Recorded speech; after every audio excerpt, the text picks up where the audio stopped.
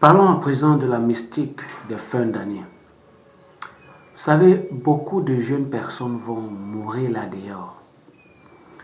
Il y a des femmes, vous êtes des hommes, vous allez dans les lieux de distraction, les lieux dont vous ne maîtrisez pas les codes spirituels. Vous êtes en train de boire. C'est la fin d'année.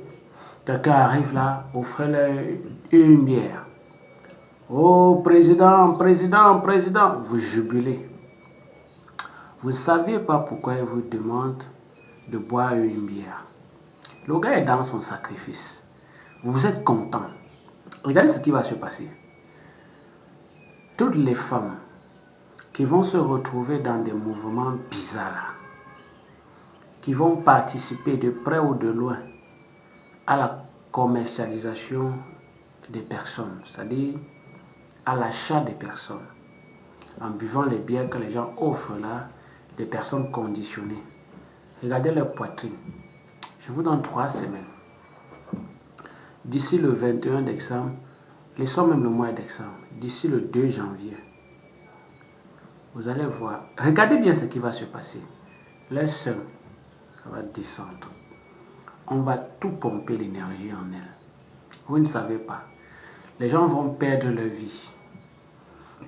Parce qu'ils ont bu une bière. Les gens vont perdre leur vie parce qu'ils ont mangé un poisson, ils ont mangé du porc, ils ont mangé de la viande. Ils vont perdre leur vie. Comme ça, comme les jeux. Faites attention, soyez éveillés au-delà du réveil. C'est important.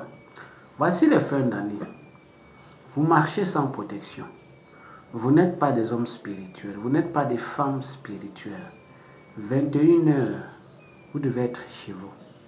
22h, vous trouvez dehors. Vous faites quoi dehors? Non.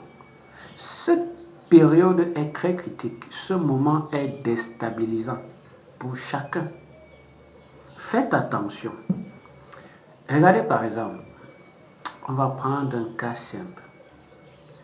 Il y a beaucoup d'esprits félins là, des esprits fantomatiques,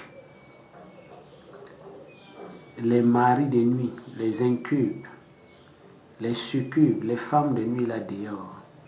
Vous allez prendre, allez faire rapport. Ils sont là physiquement. Et paf, janvier, vos choses s'arrêtent. Vous allez accuser la sorcellerie du village. Et puis, vous m'amusez même souvent. Les gens me font même souvent très rire. Hein. Oh, je suis au Canada. La sorcellerie ne peut plus me toucher. Qui vous a dit que parce que vous êtes au Canada, vous êtes intouchable? En tout cas, pas pour moi.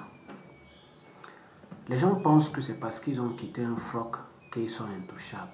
Faites attention, c'est la fin d'année.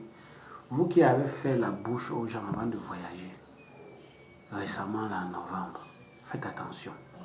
Vous qui êtes partis en octobre, en septembre, faites attention à ce que vous dites aux gens. C'est la fin d'année. C'est le mois du sacrifice. C'est le mois du sacrifice. C'est le mois aussi du privilège. Sachez tirer votre épingle du jeu. Vous devez faire attention à tout ce que vous dites aux gens. Soyez bénis, soyez abondamment bénis.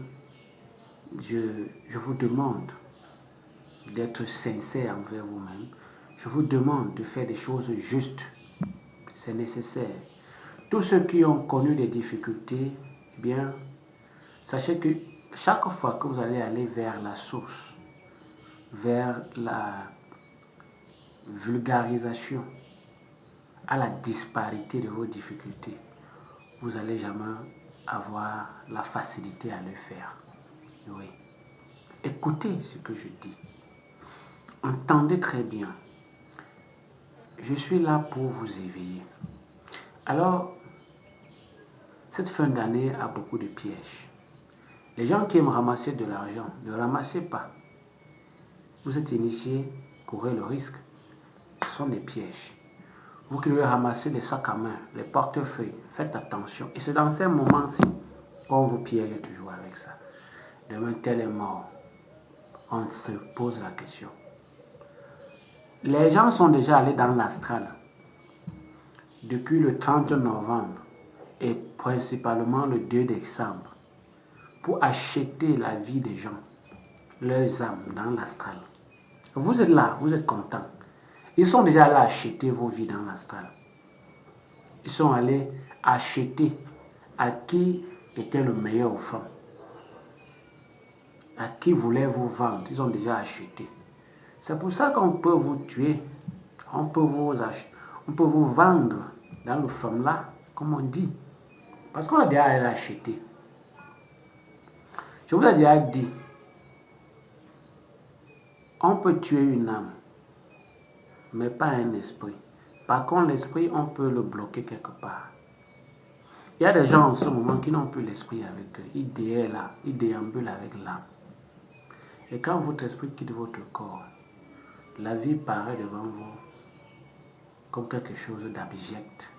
C'est l'esprit qui vivifie le corps. L'âme le fait rayonner, mais l'esprit le fait vivre. Ça le vivifie. Toute la puissance, c'est l'esprit. Parce que l'âme peut aller de corps en corps. C'est pour ça que le corps peut rayonner. D'accord? Alors, faites très attention cette fin d'année. Attention à ce que vous dites aux gens. D'accord? C'est important. S'il y a des choses qui vous sont arrivées, calmez-vous. Prenez votre mal en patience. Digérez. Avancez. D'accord? C'est ainsi que vous allez pouvoir vous en sortir, car la vie est un paramètre qui comporte beaucoup de scripts. Et dans ces scripts-là, vous allez retrouver donc des algorithmes, des bases de données. Ok?